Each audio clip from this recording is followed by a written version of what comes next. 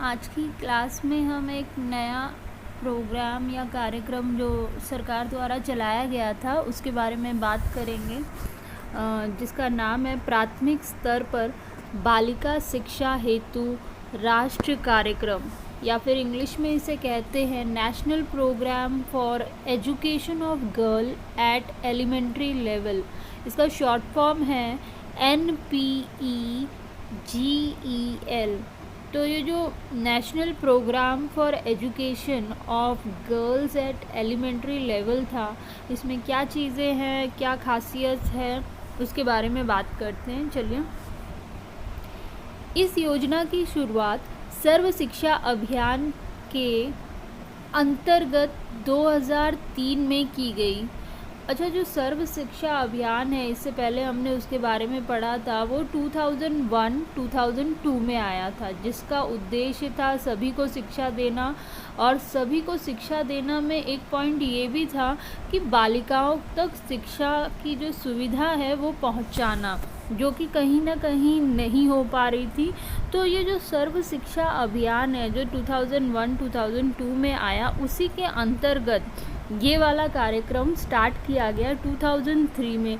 जो specially programme था या स्पेशली इसकी प्लानिंग की गई थी ऐसे कि लड़कियों को, बालिकाओं को शिक्षा कैसे प्रदान की जाए और क्या क्या उसमें चेंजेस हमें लाने हैं, जिसमें बालिका शिक्षा के लिए अतिरिक्त सुविधा प्रदान किया गया। तो ये जो सर्व शिक्षा अभियान है, इसका एक ऑब्जेक्टिव ये भी था कि गर्ल्स एजुकेशन हमें प्रमोट करनी है, और उसी के अंतर्गत 2003 में इन्होंने NPEGEL स्टार्ट किया। और इस योजना में बालिका शिक्षा के लिए अतिरिक्त सुविधाएं प्रदान की गई। इस योजना का मुख्य लक्ष्य कक्षा 1 से 8 तक की वंचित या पिछड़े वर्ग की लड़कियों के लिए प्राथमिक शिक्षा उपलब्ध कराना है। इनका मेन मोटो था कि 1 to 8th क्लास के जो लड़कियां हैं उनको सारी फैसिलिटीज़ मिले, सबका नामांकन हो, कोई जात पात भेदभाव किसी भी रूप में ना हो। सारी बच्ची जो एलिजिबल है 1st to 8th क्लास में आने के लिए, उन सभी को शिक्षा मिले, क्वालिटी एजुकेशन मिले, ये प्रोग्राम के ज़रिए। इस योजना की शुरुआत विशेष क्षेत्रों को ध्यान में रखते हुए की गई। जो गर्ल्स एजुकेशन था, मेनली कुछ एरियाज़ में ज़्यादा उसका प्रभाव दिख रहा था, कुछ क्षेत्रों में ज़्यादा प्रभाव दिख रहा था कि कुछ क्षेत्र में बालिकाओं को शिक्षा की जो फैसिलिटी है, सुविधा है, वो नहीं मिल पा रही। तो उन एरियाज़ को टारगेट किया गया ये प्रोग्राम के ज़रिए। तो वो क्षेत्र थे पिछड़े हुए विकास खंडों में। पिछड़े हुए विकास खंड जो थे उसमें बालिका शिक्षा नहीं देखी जा रही थी, या फिर गर्ल्स एजुकेशन बहुत ज़्यादा अफेक्टेड था। स्त्री साक्षरता दर कम तथा लैंगिक असमानता, जहाँ जहाँ स्त्री साक्षरता दर कम थी वहाँ पे ये एजुकेशन या फिर इस प्रोग्राम के ज़रिए विद्यालय खोले गए, क्वालिटी एजुकेशन देने की कोशिश की। जहाँ पर ज़्यादा लैंगिक असमानता है, बॉयज़ ज़्यादा है, गर्ल्स कम है, या फिर ज़्यादा भेदभाव किया जा रहा है कि बॉयज़ को ज़्यादा इम्पोर्टेंस दिया जा रहा है ऐसी कोई एरिया में, और गर्ल्स को स्कूल नहीं भेजा जा रहा, तो वो एरिया को टारगेट किया गया। उन विकास खंडों में जहां कम से कम 5% अनुसूचित जनजाति की आबादी है, जो पिछड़े वर्ग के लोग थे, वहाँ पर भी ज़्यादा देखा जा रहा था उस समय कि गर्ल्स एजुकेशन को उन लोग बहुत नेग्लेक्ट कर रहे हैं, उस पर ज़रा भी ध्यान नहीं दे रहे। तो ऐसी जो विकास खंड थे जहाँ 5% भी अनुसूचित जनजाति थी, तो वहाँ पे ये प्रोग्राम चलाया गया सो दैट उनको एक अच्छा क्वालिटी एजुकेशन दिया जा सके। मलिन बस्तियों को टारगेट किया गया, जो झुग्गी झोपड़ी एरिया है और वहाँ पर लड़कियों की शिक्षा को इतना ज़्यादा इम्पोर्टेंस नहीं दिया जा रहा, तो ऐसे क्षेत्रों को टारगेट किया गया, ये प्रोग्राम वहाँ पे चलाया गया। पिछड़े हुए विकास खंड, स्त्री शिक्षा दर जहाँ पे कम थी, 5% जहाँ पर अनुसूचित जनजाति थी या मलिन बस्तियां जो थी, ये कुछ क्षेत्र थे जिन्हें ये प्रोग्राम के ज़रिए टारगेट किया गया। उद्देश्य क्या था ये प्रोग्राम का? प्रारंभिक शिक्षा में लैंगिक असमानता को कम करना। जो प्रारंभिक शिक्षा है या फिर कह सकते हैं प्राथमिक शिक्षा, 1st to 8th क्लास की जो शिक्षा है वो बिना किसी भेदभाव, लैंगिक भेदभाव के सबको मिले, हर बच्चे को मिले, चाहे वो लड़का हो चाहे वो लड़की हो। तो ये कोशिश थी ये प्रोग्राम के ज़रिए। प्रत्येक ज़िले में निम्न साक्षरता वाले क्षेत्र में एक विद्यालय को मॉडल स्कूल के रूप में विकसित किया जाए। तो हर क्षेत्र में जहाँ पे बहुत कम साक्षरता है या फिर पढ़ाई लिखाई या फिर कह लो लोग इतना स्कूल के प्रति जागरूक नहीं है, वहाँ पे वो क्षेत्रों में कम से कम एक मॉडल स्कूल होना अनिवार्य है या फिर बनाया जाए ये प्रोग्राम के ज़रिए, सो दैट वहाँ पर लोग आए, पढ़े अच्छे तरीके से। अच्छा, ये मॉडल स्कूल क्या होता है? गवर्नमेंट के थ्रू ये मॉडल स्कूल बनाए जाते हैं। मॉडल स्कूल में हर तरह की सुविधा दी जाती है। मॉडल स्कूल में आप देखेंगे म्यूज़िक से रिलेटेड बहुत सारे इंस्ट्रूमेंट होंगे, खेल कूद से रिलेटेड इंस्ट्रूमेंट होंगे, अच्छी अच्छी क्लासें होंगी, बेंच होगा, रसोई घर, टॉयलेट, पानी की सुविधा, सारी चीज़ें फ्री होंगी वहाँ पर, जैसे यूनिफॉर्म हो गया, बैग हो गया, खेल कूद के सामान, सफाई मेंटेन की जाएगी, अच्छे टीचर्स अपॉइंट किए जाते हैं, प्रॉपर क्लासेस होती हैं। आपकी जब ट्रेनिंग होती है, इंटर्नशिप, तो कुछ बच्चों का वहाँ पर भी लगा था इंटर्नशिप, बच्चे अपना एक्सपीरियंस मुझे बता रहे थे। तो मॉडल स्कूल में बहुत ही अच्छे तरीके से ये सारा काम होता है। मतलब म्यूज़िक इंस्ट्रूमेंट ही खाली नहीं दिए जाते, वहाँ पे म्यूज़िक टीचर भी होती है, बच्चे भी बहुत टैलेंटेड, मतलब टीचर इस तरीके से उन बच्चों को ट्रेन करते हैं वहाँ पर मॉडल स्कूल में। तो वही बात की जा रही थी कि ये प्रोग्राम के ज़रिए NPEGEL के ज़रिए मॉडल स्कूल बनाए जाए जहाँ पर सब कुछ सुविधाएं हो बच्चों को, चाहे वो खेल कूद में आगे बढ़ना चाहे, चाहे संगीत में उनकी रुचि हो, चाहे पढ़ाई में हो, हर चीज़ की फैसिलिटी वहाँ पर होनी चाहिए। तो वो बनाना था। चयनित विद्यालयों में 100% नामांकन तथा गुणवत्ता में वृद्धि हेतु विशेष प्रयास करना।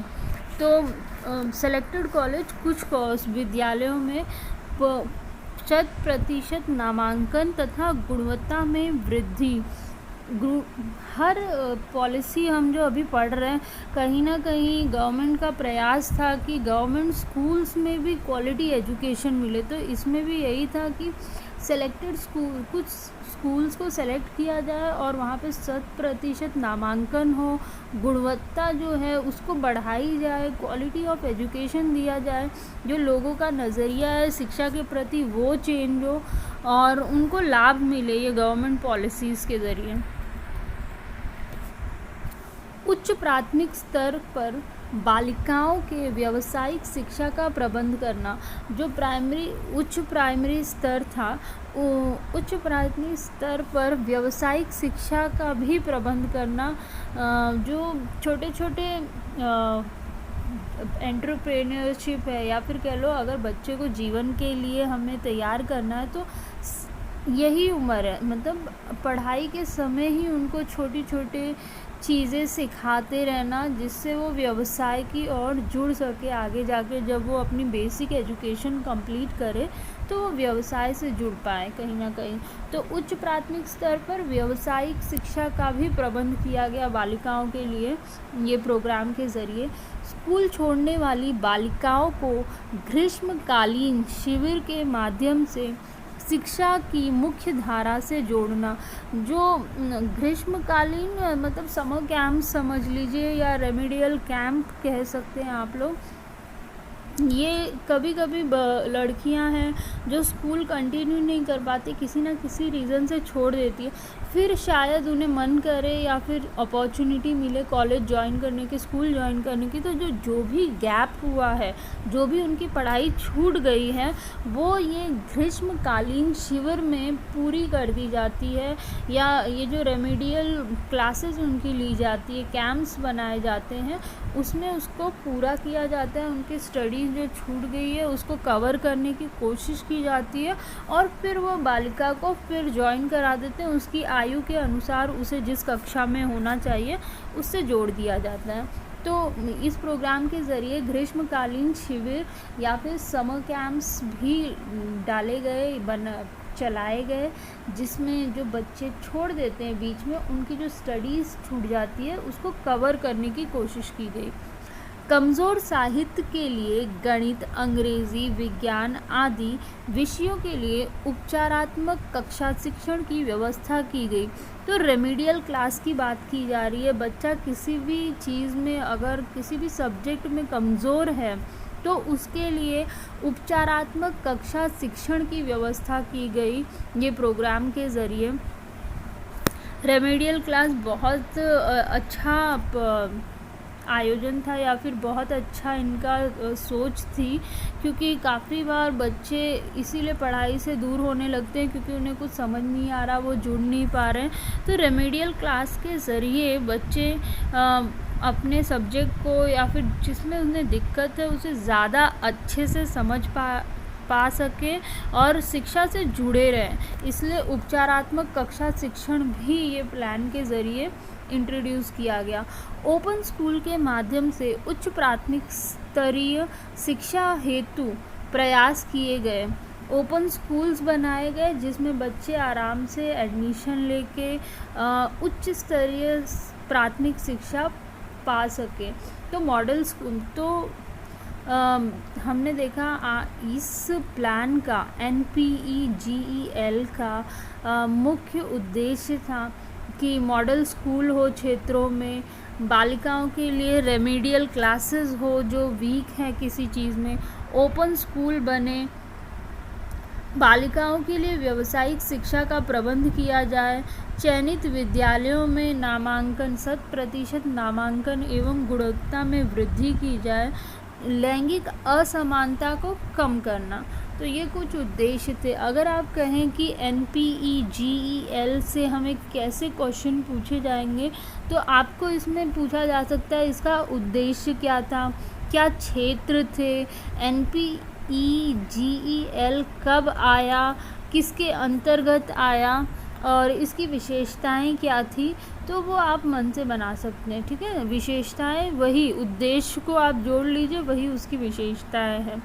अगर पूछा जाए आपसे NPELG योजना द्वारा मॉडल क्लस्टर विद्यालयों में कौन सी सुविधा दी गई, मॉडल स्कूल्स की बात की जाए तो उसमें वही है कि हर चीज़ आपको मिलेगी। म्यूज़िकल इंस्ट्रूमेंट हो गए, खेल कूद के सामान हो गए, निःशुल्क यूनिफॉर्म हो गई, पुस्तकालय की स्थापना, टॉयलेट्स की स्थापना, शुद्ध पेयजल की व्यवस्था, बैग वितरण, या फिर बुक्स की बात करें तो वो भी फ्री में मिलेगी, कक्षाओं का निर्माण, उपचारात्मक शिक्षा की व्यवस्था। तो ये सारी चीज़ें, क्योंकि इन्होंने देखो उद्देश्य में हमने बात की थी कि मॉडल स्कूल होना चाहिए, इन्होंने कहा था कि क्षेत्रों में मॉडल स्कूल की बात की थी विकास करने की। तो मॉडल स्कूल में कौन सी फैसिलिटीज़ दी जाती है, अगर गलती से ये पूछ लिया जाए तो यही है, जो एक स्कूल में क्या होना चाहिए अच्छे स्कूल में, तो ये सारी चीज़ें। ठीक है, आज के लिए इतना ही।